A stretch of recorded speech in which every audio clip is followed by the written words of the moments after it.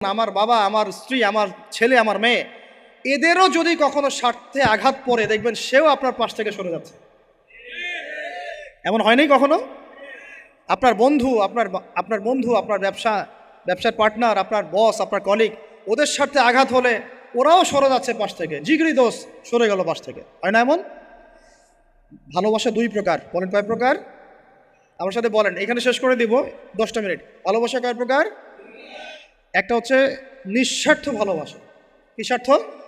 কোনো স্বার্থ নাই, নিঃস্বার্থভাবে ভালোবাসা। একটা হচ্ছে কোনো না কোনো স্বার্থ জড়িত আছে এমন ভালোবাসা। আপনার স্ত্রীর চাহিদাও যদি আপনি পূরণ করতে ব্যর্থ হন, দেখবেন স্ত্রীর সাথে আপনার গন্ডগোল লেগে যাচ্ছে, যদিও সে হালাল বৈধ। তাই না? এমন হয় না অনেক সময়?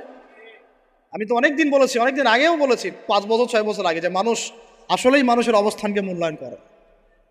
ভিতর থেকে মানুষকে শুধু মূল্যায়ন করে আল্লাহ রাব্বুল আলামিন। না হলে